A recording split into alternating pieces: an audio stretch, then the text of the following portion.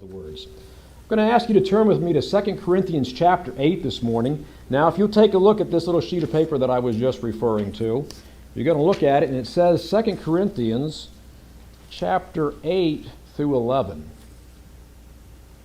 I think I can get you out of here by about 3 o'clock this afternoon. So, I wanted to see how many of you were actually with me. I wanted to watch your faces on that. That is not Christine, our secretary's typo. That's mine. I will own that, folks. So if you look at this, we're going to look at 2 Corinthians chapter 8, verses 1 through 11. Now, I will tell you, we've got 6 points here, so we will move kind of quickly. I promise you I will get you out of here at a decent time. But before we get started, I'm going to ask Stephen to actually show you a picture on your screen, and I'm not sure how well you're going to be able to see it. I'm looking all the way across, and I can see that. But as you look at that picture, I'm going to ask you guys to talk to me a little bit this morning. I'm more of a teacher than I am a preacher per se, so I'm going to ask you to just look at that picture, and what do you see? What stands out to you as you look at that picture? It's a kitchen. It's a kitchen. What else? I heard somebody else say something else. The lights. Is the light the center point right there? It could be. The whole purpose for showing you this picture is that I got to thinking about the story that I'm getting ready to tell you, and I realized that it very much parallels the passage of Scripture that we're going to talk about today. Now, you could say that I'm showing you a picture because I'm getting ready to confess my sins before the church. This is a picture of our kitchen, and that light is the focal point. And the reason why I'm telling you this personal story is because as I was preparing and looking at 2 Corinthians chapter 8, began to realize this story really is applicable. Let me tell you what it is. So, matter of fact, Lisa and I have been married for 35 years now. We're getting ready to celebrate our 35th anniversary this week. We're leaving tomorrow. But after you're married for a while, you begin to wonder, how do you give Christmas presents? I mean, what is it? I mean, what does she want? What does she need? What does he want? What does he need? Does it get a little hard after a while? Yeah, maybe. But why do we give gifts, folks? What is a gift? Why do you give gifts? Why do you give gifts at Christmas time? What's it all about? Because I have to? Because I'm obligated to? Because it's the expectation. Is it? Well, somebody said it correctly. A lot of times that's true. But what's the real purpose and the motive behind giving gifts, folks? It's love. It's love. So let me go ahead and confess my faults unto you this morning. You see, that Christmas, that light up there was a Christmas gift to Lisa. I actually began to try to understand what she would need, what she would want, what she would enjoy. Now, in our home, in that kitchen right there, which you can't tell it from the picture, but there used to be this long, ugly, 4-foot fluorescent light with this big plastic cover on it. And it never did a very good job of giving light in that kitchen. And it was always builder's grade. It was never anything special. And she wanted to do something with it, and she wanted to upgrade, make the look of the kitchen a little bit better and nicer. And she wasn't anything but right. She didn't nag me about it, didn't give me any kind of, push. But I began to realize she's right. We need to change that fixture. Now, I knew that there was something behind changing that, folks, because the way they put it in, they put them in with these lag bolts that went up through the sheetrock and flip out. So they just knock a hole into the sheetrock. They pull the wire down through, who knows where. And I knew there was some things going to go on in the background because I was going from this down to a footprint like this. And I thought, well, I was a little intimidated by it, but I figured I could get through it. But here's the whole point behind it. I knew that it would make her happy, and I gave that Christmas present to her in love. Now, we had a little problem. We couldn't find the right light. We went to Home Depot. We went to Lowe's. We just couldn't find the right thing. But this particular light, a neighbor had, and they found it at Wayfair. So I decided, you know what? I got this covered. I'm going to go to Wayfair, I'm going to print this thing off, I'm going to put it in a box, and I'm going to wrap this thing up, and I'm going to give it to her for Christmas. Did I win? Did I do the right thing? Did I get points? She was happy. But there's one problem, folks. I gave her a gift. I gave her a commitment. But that was Christmas of 2020. Not last Christmas. That was 1.5 years ago. Do you know that some months ago we were in Home Depot or Lowe's, and she just made a casual comment. She was not pushing me. She said, you know, we need to still do something with that kitchen light. And it hit me like a ton of bricks. You're a dog. You gave her a present and you never followed through. And I began to get motivated because, truthfully, I do love that woman and I want her to be happy. I do want to please her. So I went home and I said, you know what, I'm not exactly sure this is the right light, but I'm going to order it, and if it ain't right, I'll just send it back. Well, then I went ahead and got the light, took it out of the box, and it's in pieces. Man, there's nothing of that light put together. You've got to assemble the whole thing. So I pull the old 4-foot fluorescent down. I start getting into this. They didn't even put a box in the ceiling. They just flat took the piece of Romex wire, popped it through a hole, and hooked the thing up. So now I'm thinking, is this thing going to be centered correctly? How am I going to get this? Oh man, what did I get into? Did I look at it that way? But no, I'm going to finish the job because I made a commitment to her and I wanted to finish it. I did it because I loved her. You know, we have this thing, I tell her I like her. It's my way of saying I love you. I kind of like that girl. And the truth of the matter is, I wanted to fulfill the obligation that I'd given. And I'm getting some feedback. Is this mic on too? Maybe I'll move this over here, folks, so that I'm not double conversing. If you will turn to the book of 2 Corinthians, chapter 8, I want to read a passage to you. I want to tell you what this passage is all about. I want to give you the background, and then I want to walk through this outline with you. But I'm going to ask you to take specific notes as we go down through it. Yeah, I've got some fill in the blanks there. But I'm going to ask you to do something. Take notes, because my ask of you is this. And I'm not going to ask you to raise your hands, but I'm going to ask you to make a commitment to yourself this week. Will you pull these notes out at least one time this week? Will you read this passage for your daily devotional, and will you think about those points? Because we're going to draw this to a conclusion this morning. Just like this light fixture got personal to me, 2 Corinthians chapter 8, I believe, can get personal to all of us. So if you will, let's read this passage. Actually, let's just do this. I am going to read it to you, and let's just go through verses 1 through 11, and then let me come back and tell you the history behind it, and then let's go verse by verse. We're not going to skip around other verses in the Bible this morning. We're going to do what we call exposition. We're going to expose the verses that we're looking at. So the Apostle Paul is writing to the people of Corinth, and he says, "Moreover, brethren, we make known to you the grace of God bestowed on the churches of Macedonia, that in a great trial of affliction, the abundance of their joy and their deep poverty abounded in the riches of their liberality." Now, folks, let me stop for just one moment. I don't know about you, but sometimes I have to go back and read and reread a statement because sometimes things are worded in such a way that I didn't catch them the first time. If you didn't catch what was just said there, don't worry about it. We're going to read them again. We're going to tear them apart so you'll understand what it means. But picking back up in verse number 3, "For I bear witness that according to their ability, yes, and beyond their ability, they were freely willing, imploring us with much urgency that we would receive the gift and the fellowship of the ministering of the saints."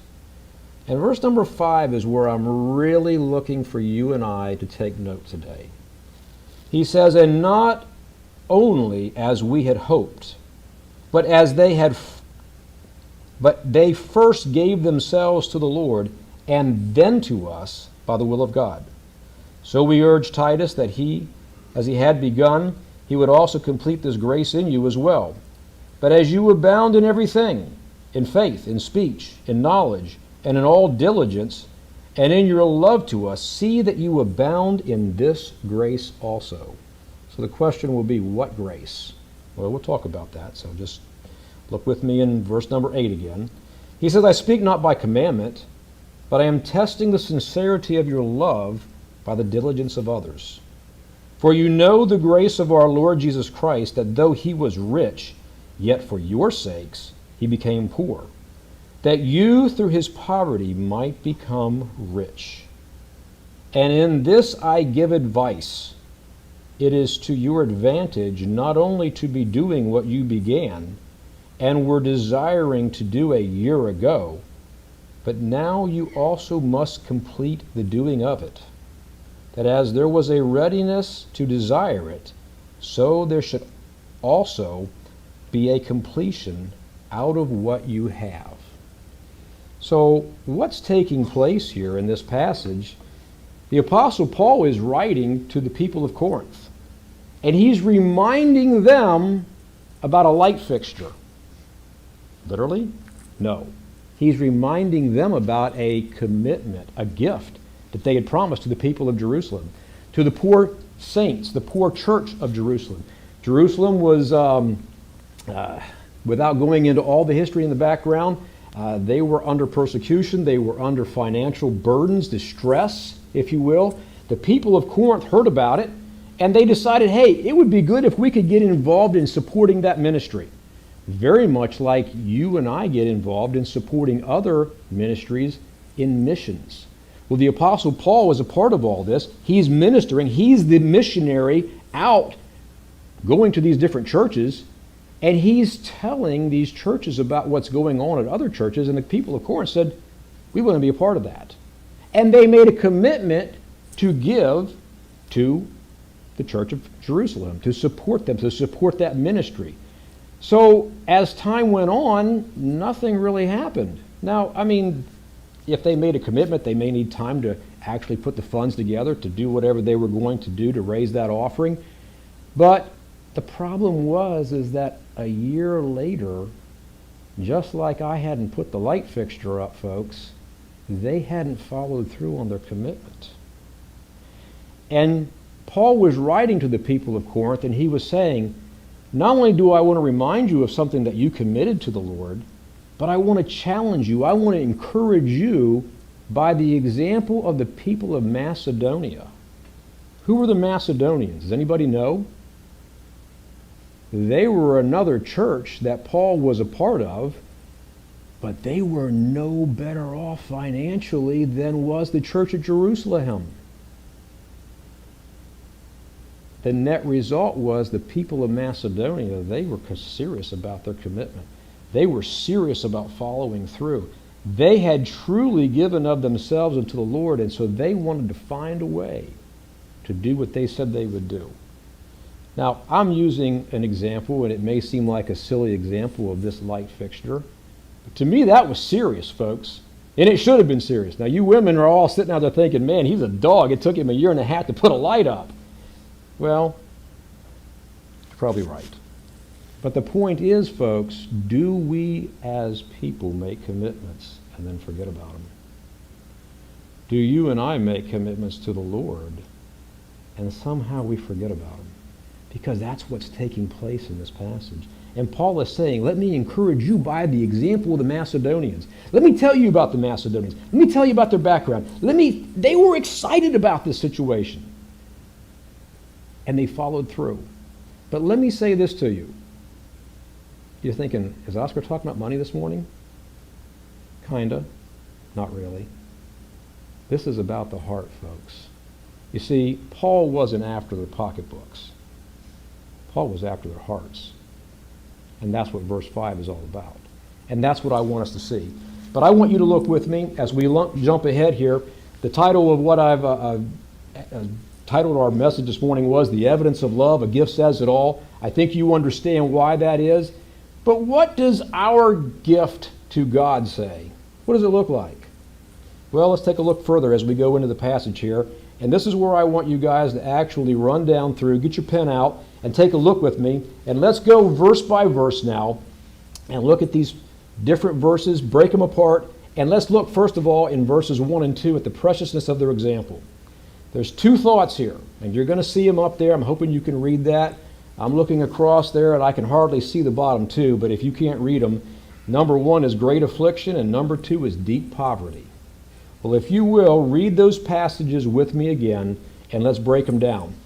Paul is saying, moreover, brethren, I feel like he's talking to you and me because this word is just as pertinent today as it was 2,000 years ago.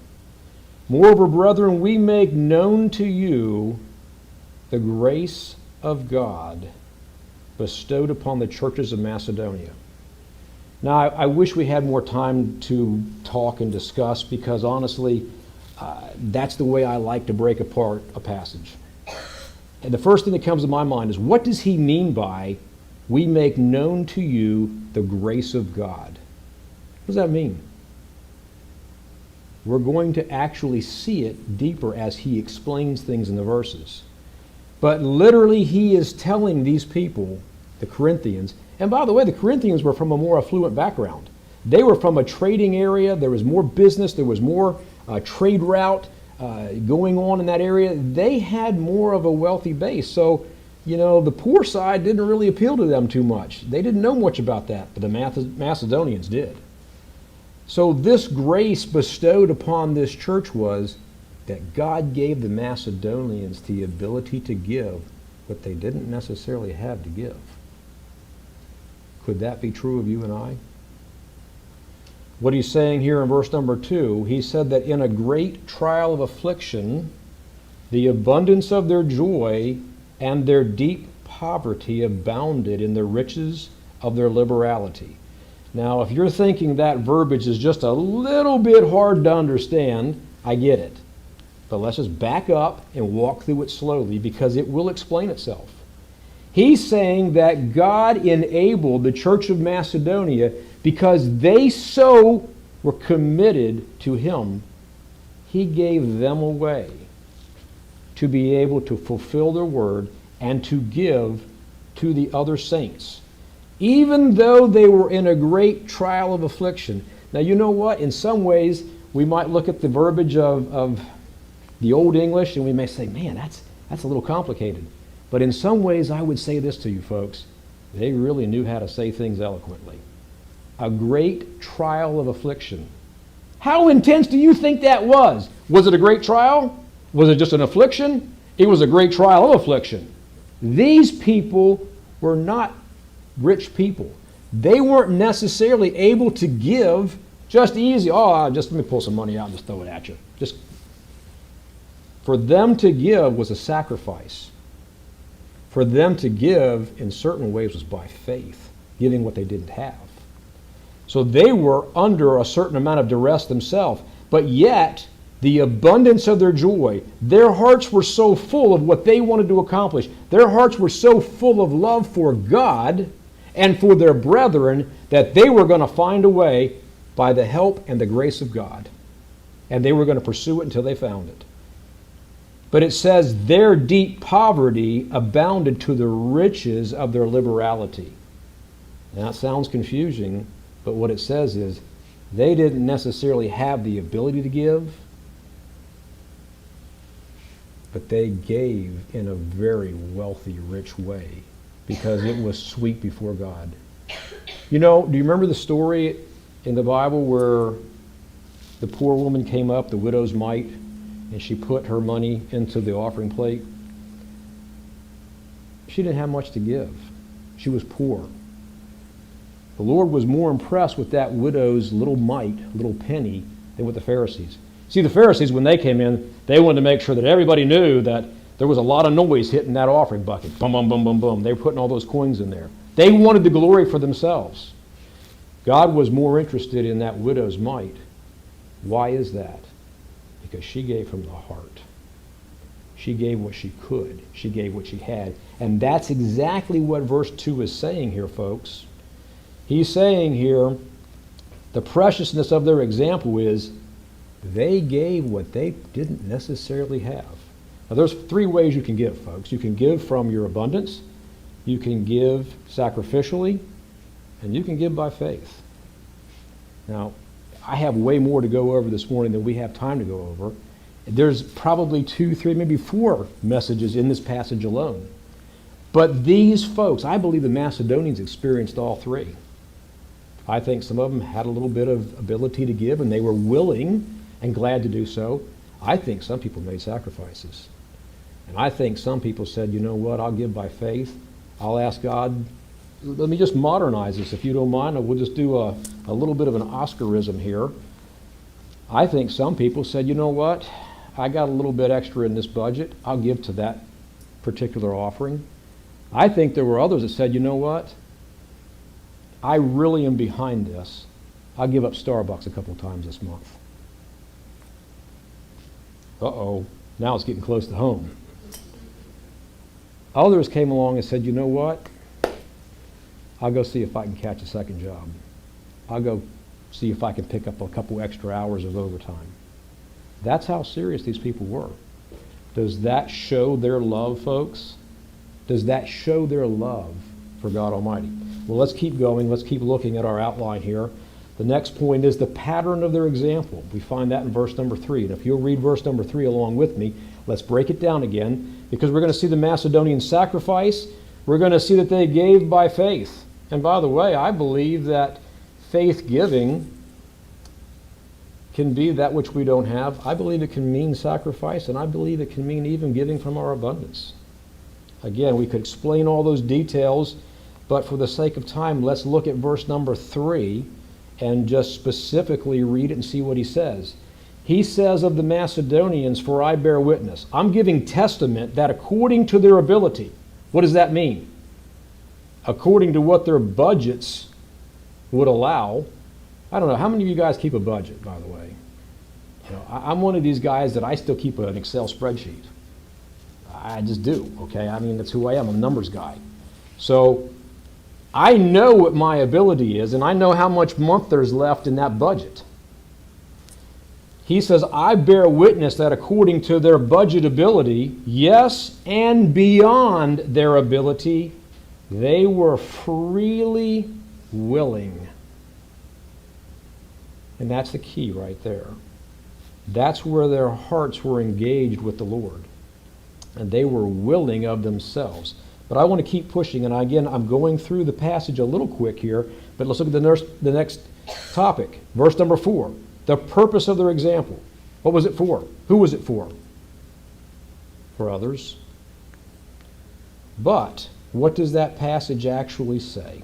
Verse number 4 says, they were imploring us with much urgency that we would receive the gift and the fellowship of the ministering of the saints. Now, if you look at the way this thing is worded, folks, and again, we sometimes look at the words in the scriptures and we say, man, I just don't quite get that.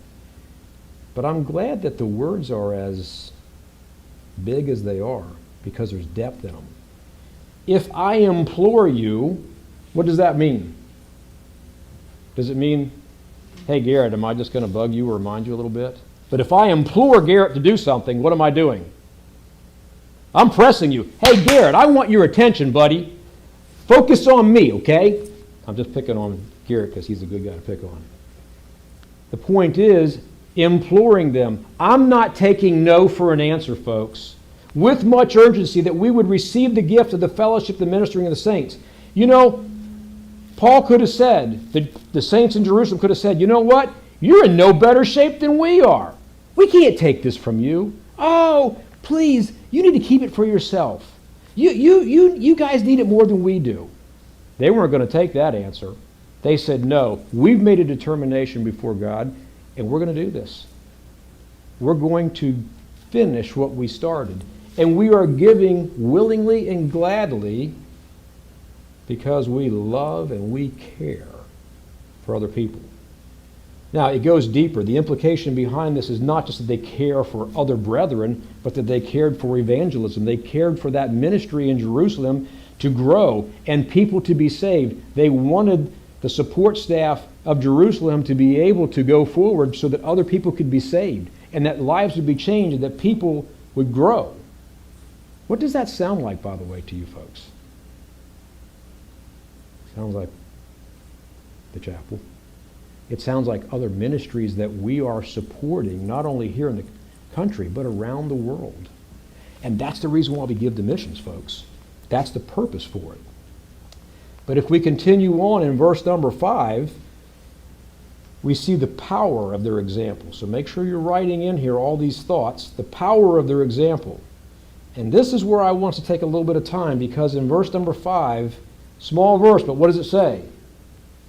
And not only as we had hoped, but they first gave themselves to the Lord and then to us by the will of God. And months ago,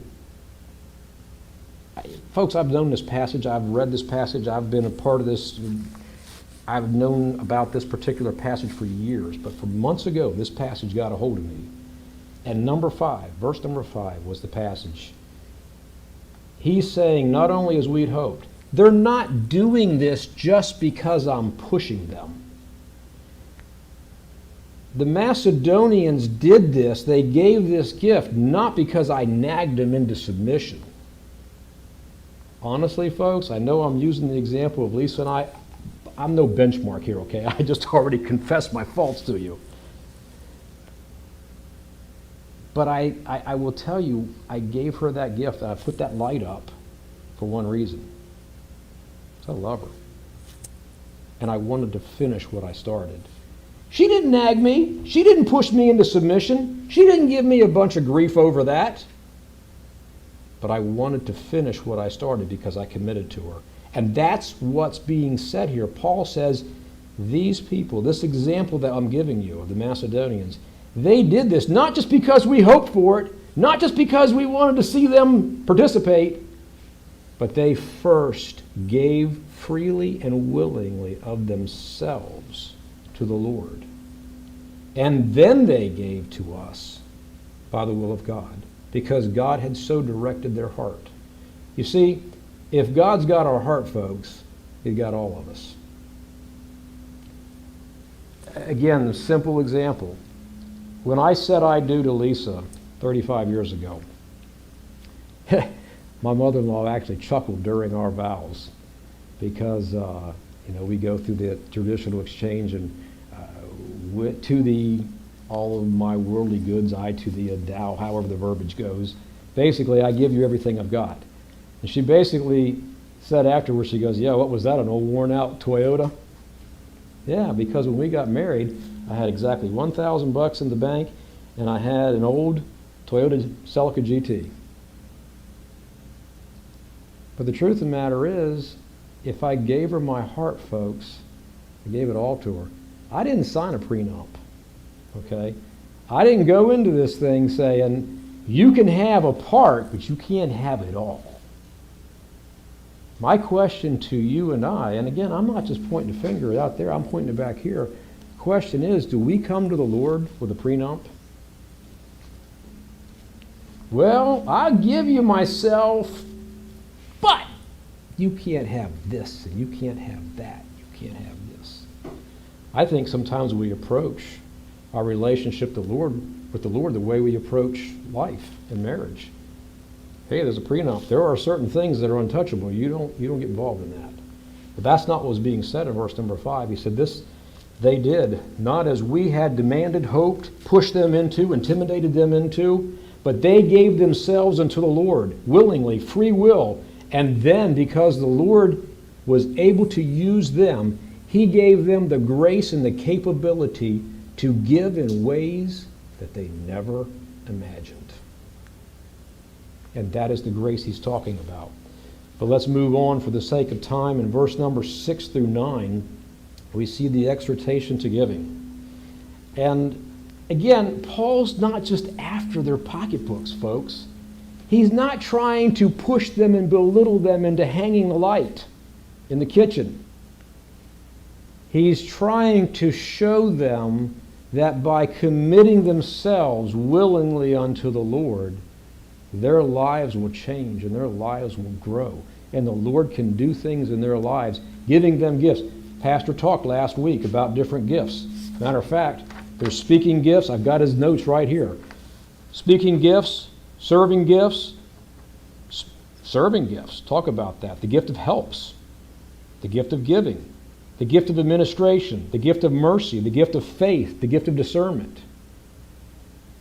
God can give that grace to each and every one of us in a specific way, so that we, if we are willing, can turn back around and give it to His service. Are we willing to give ourselves first to Him, is the question. But if you look at the point, the topic here, the exhortation of giving, we see that we need to give with an attitude of willingness. We need to give as an act of worship, folks. Not as a commandment, but as a true heart gift. And I want you to read the passage with me. Again, let's take it apart. He says it best. He says it better than I can say. He says in verse number 6, "So we urged Titus that as he had begun, he would also complete this grace in you as well." In other words, he sent Titus to minister to the people of Corinth. He's saying, look, I gave him instructions, and I told him that there are certain things that you guys need to focus on. And this grace, the grace of giving, is one of them. This grace of actually following through with your commitment is one of them. He says in verse number 7, "But as you abound in everything," oh, by the way, and this is where I had to pull out the notes, as you abound in everything that Pastor just talked about last week. All of those gifts, and he even lays them out here. As you abound in everything, in faith, in speech, in knowledge, and in all diligence, and in your love for us, see that ye abound in this grace also. Again, how do we give?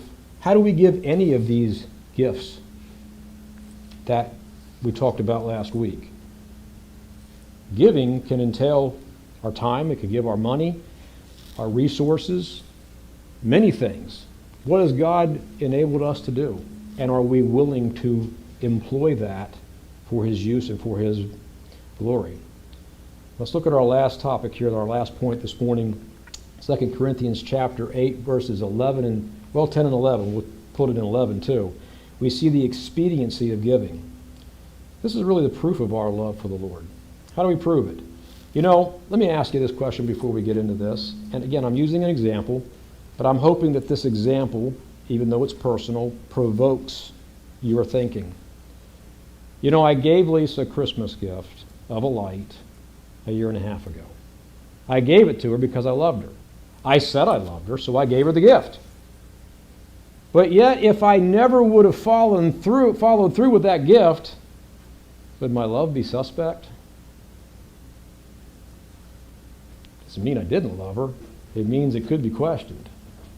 Well, in this particular case, let's look at what verses 10 and 11 says. He says, "And I give this advice.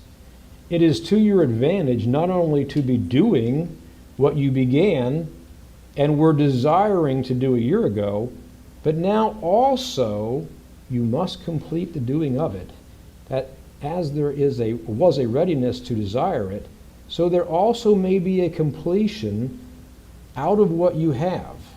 For if there is first," I think I actually left off, I'm sorry, I didn't. I'm reading into the next verse, I apologize. But he's saying here, I give you this advice. You know what, in simple English, what he's saying? I'm asking you to finish what you started. He says, you desired to give this gift a year ago, but I'm asking you to go ahead and complete it. I had to do the same thing a couple of months ago. I had to finish the light. That's the reason why I had to go downstairs, take that picture, and put that into the slide deck first and foremost, because truthfully, it's the same example. But as we finish up and we wrap up this morning, let me just throw a couple of thoughts at you, and I want to throw you a couple of things to think about here. What is the evidence of our love for God? If I were to ask you to prove that you love God, how could you do that? I'm not asking you to stand up and answer that question to me right now, but I am asking us to answer it to ourselves. How do we prove that? Do we have to prove it? He knows my heart. The evidence of Christian brotherhood is love, and was evident in the Macedonian church. The Macedonians, they love God, they love their brethren, but they put their money where their mouth was at. I don't know how better to say it than that, folks. But the next thought is, our love for Christ is evidenced by our giving of ourself and our resources to Him. Folks, please don't walk out of here this morning saying Oscar was talking about money. That might be an aspect of it, but that's not what I'm after, because that's not what the Apostle Paul's after this morning. The Apostle Paul's after the heart. Our love for others and for missions and evangelism is evidenced by our giving of ourselves and our resources. And I want to just take you to the last slide here and just ask you to think about these things. 3 things. Have we first given ourselves to the Lord? I'm hung up on verse number 5. If I can bring your thoughts back to one thing. And this they did what? Before anything else. They first gave themselves unto the Lord. What does that mean? What does that look like? Giving myself to God. Well, first and foremost, I had a verse up here that I decided to just skip over the slide deck on. But the verse says, we love Him. Why, folks? Can you finish the verse? Because He first loved us. We love Him because He first loved us. The bottom line is this: Christ gave Himself for us. Have we given ourselves back to Him, first of all, in salvation? Have we allowed Him to save us? Have we given our soul, have we given our eternal destiny to Him? It all starts there. And maybe you say, I don't really understand this whole thing about giving my life. You got the second thing here, it's called surrender. I don't really know what surrender is because I've never really given my soul, my future, my eternity to Christ. Well, that's the starting point. And if you find yourself in that boat, I would ask you today, let's consider that. And if you want to talk about it, by all means, see one of us after church. I'd love to talk to you about that. Call Pastor Brandon, call Pastor Bryce. They would love to explain that to you because that's where it starts. But the second thing is, they freely gave themselves unto the Lord. That's an issue of surrender. That's giving Him everything when we say, I do. It's not expecting a prenup. I'll give you another quick example, quick story.